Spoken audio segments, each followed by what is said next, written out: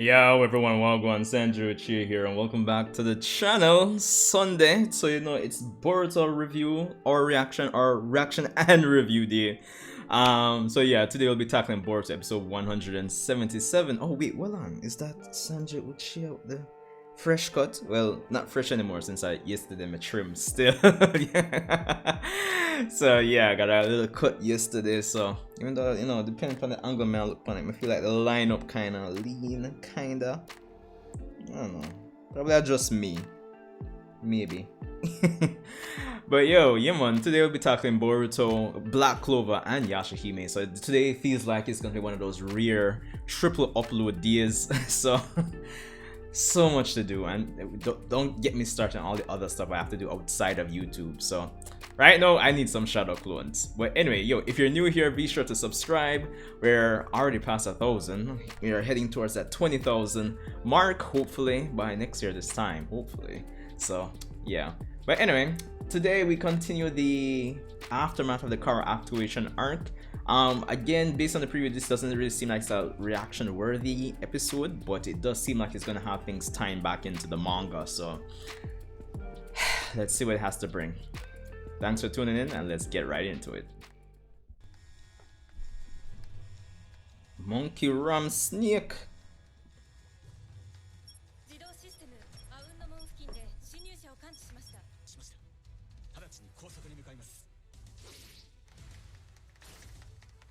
Yeah, it's good to see, how they actually came up with this system, because for manga readers, it was just, we got some exposition on it from a one Kashin Koji. So it's good to see this in practice now to see how it actually came about.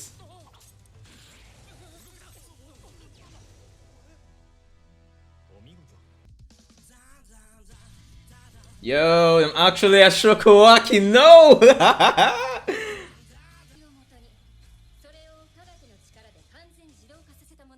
Oh, nice, nice.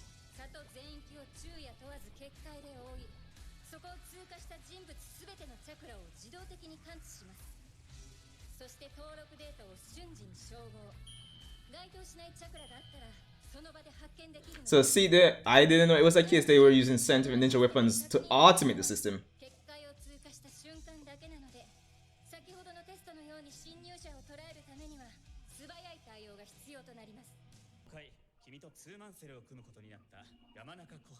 Kohan?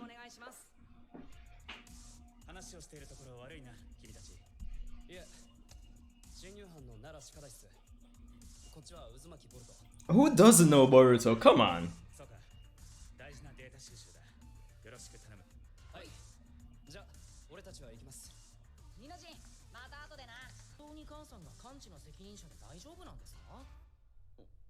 Hmm.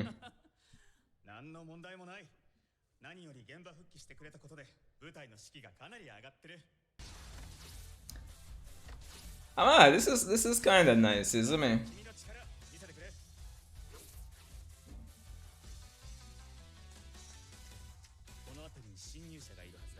You'd think he'd hide behind the bush as well.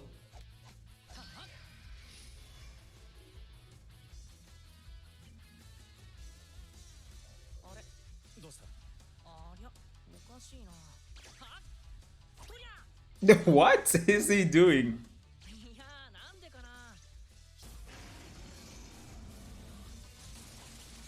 Just like his drawings have gotten a bit better.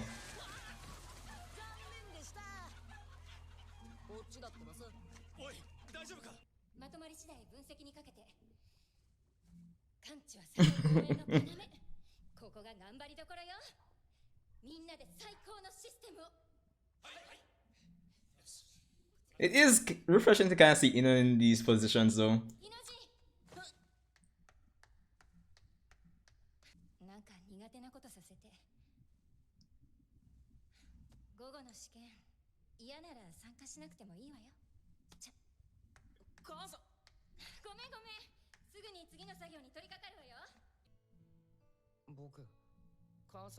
So this cinematic looking frame here.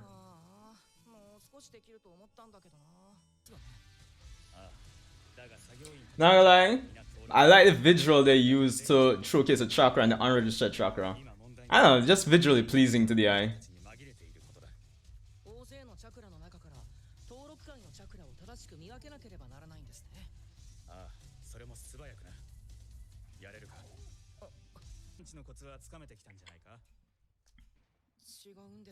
I kind of like what they're doing still. Still highlighting the possible flaws with the system. You know, showcasing it's not perfect right away.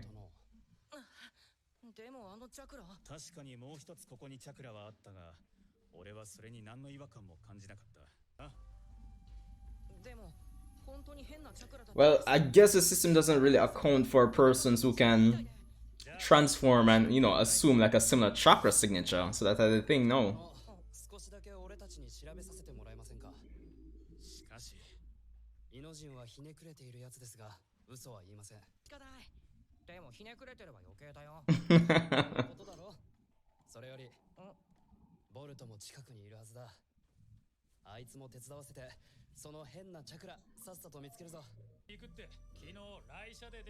Alright, so something definitely wrong.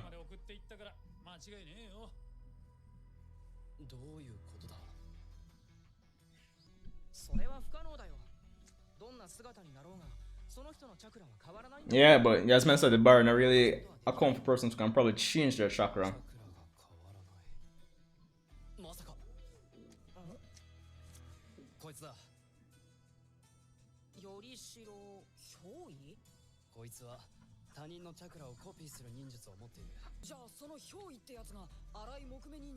I guess it would be kind of similar to like that what the white Zetsu could do in the war.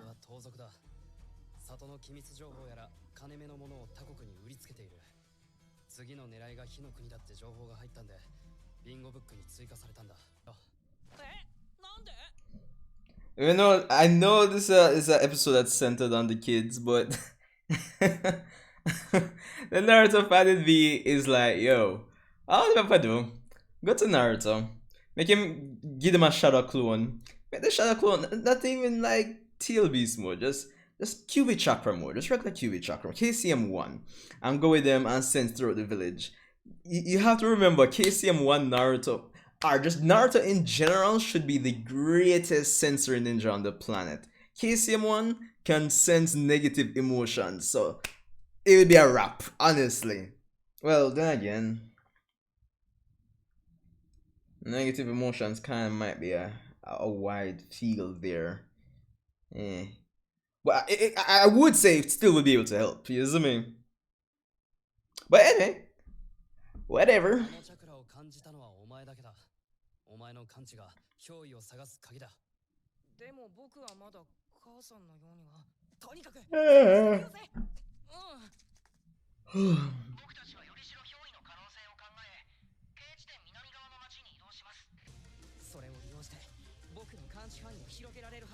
Oh, that's actually a pretty nice idea.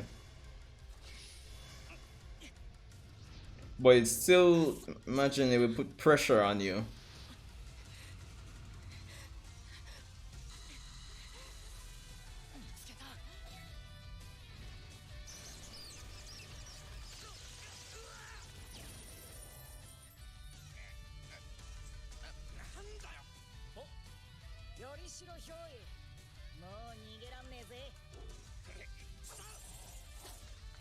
Hmm.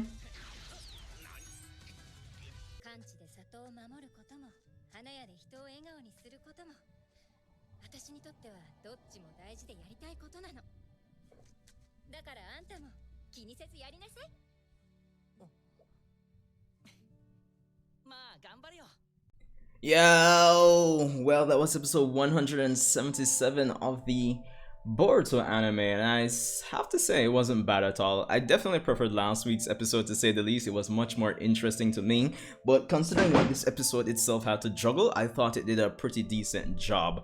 Now, honestly, we know three things, right? The Boruto series is heavy on the, how should I say, the relationship, or investing time in a relationship between parent and child. It pushes forward with science and technology, and in the aftermath, or just this character activation arc in general, it builds on concepts and ideas and just characters and just set up more things for elements from the manga, right? So for the most part, this episode basically covered all three of those things, which is always good, because again, one of the big problems I personally have, and a lot of persons here have in the West with the Boruto anime, I feel, is the lack of the sense of progression regarding the anime. Again, we're what, 100, we're almost 200 episodes in, and we are not even halfway into covering what's currently there for the Boruto manga. So there's that. And the way to do that, as I've always said, is to establish that middle ground between what fans would want to see and, you know, stalling for time for the manga to build up. So yeah, at the end of the day, this... Oh, wait, hold on, getting a call. Yeah, sorry about that, I had to go check out something there. But yeah, as I was saying, guys, I mean, yeah, just having that fine line between that middle ground between, you know, waiting for the manga to build up and stuff that we want to see. And as I said, between those three elements, this episode really got those things on spot. Now, before I get into the more nitty-gritty, I will say that even though this was a Inojin really centric episode, and episodes like this really want us to get more invested in the other characters for the series, I'll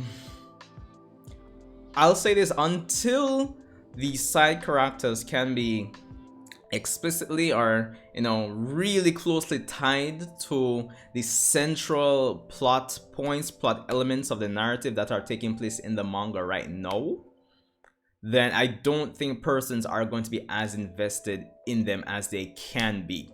So that's the thing, what I'll say about that. Despite I will congratulate efforts of this episode to, you know, push forward Inojin or episodes like this in general, but I think until that is the case, where they're tied to the, like, the central elements that are going on in the manga right now, persons aren't going to really care as much. So yeah, that's the 50-50 on that. Now, the episode itself, right? The theme of parent and child, I really liked something about this episode, right? And you really juggle the theme of, you know, parent, what persons expect of you because you're X and Y's son or daughter, and how a parent should really and truly handle that and respond to the pressure that he or she can, you know, estimate or, you know, assume their child is going to receive because you're X person. And I really like that it was on show with Ino. Now, Ino getting a really big push in her character when it comes on to how she actually has been elevated to a big standing in the village, similar to Sakura, right? We know female characters haven't had the best showing in the whole Naruto franchise, to say the least. And in the grand scheme of things, just seeing Ino in such like an important position has been... it's refreshing, I'm not gonna lie, it's pretty refreshing. And just how she interacted with Inojin and just kind of conveyed the theme in terms of, you know, expectations between parent and child, especially when dealing with outside persons. I thought that was actually a brilliant narrative move to tie things back into the whole theme of, you know, the Boruto franchise, which emphasizes the relationship between parent and child. So that's a good thing as well. And of course, further to building on elements from the manga, the system to detect persons whose chakra aren't registered in Konoha was major, well, it was a talking point for like one particular chapter in the Boruto manga regarding Kashin Koji and Delta. Manga readers already know, and just to get more details on it here is actually really interesting, because apart from Kashin Koji basically explaining it to a degree, I had no idea it was like an automated system. That's, I didn't know like the old system was like removed in the sense that it was automated using like scientific ninja weapons. So I thought that was actually pretty interesting, and just to get an idea of how it works and actually showcase that it still would have shortcomings at the end of the day, then yeah. And of course, all of this is informed or caused by the, you know, the movement of Kara as of late. So at the end of the day, the recent arc plays a role in these aftermath episodes, and it's tying things up and building on elements from the manga all the same. So honestly, that's always that's always appreciated. And of course, it does reinforce the science and technology aspect that Boruto really pushes, which is similar to our modern day, where a lot of things that we do now have become a lot easier, much more automated, or just, you can't say much more automated, but just automated in comparison to the olden days. So I love that aspect of this, right? So there's that. But all in all, I thought it was pretty decent. I haven't watched the preview for 178 yet. Of course, V2 of this current opening, which shows more of Kawaki, was a nice little surprise here. So I can't complain about that either.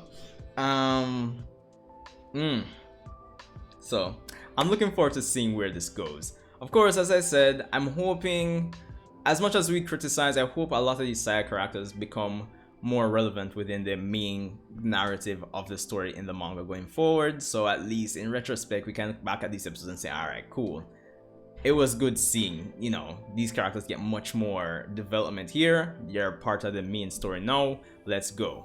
But anyway, guys, let me know what you think. I probably should have went more in depth, but 3 videos today and 1,000,001 things to do. So of course my next video, 2 videos, should be this week's Black Clover and Yashahime Princess. So definitely look out for those today. Let's see if we can get to all of them. I really need a hyperbolic time chamber with 100 times productivity. So as I've been told by a close friend. So yeah. But anyway, thanks for tuning in if you made it this far. Hope you guys are having a great Sunday, and I'll see you in the next upcoming video.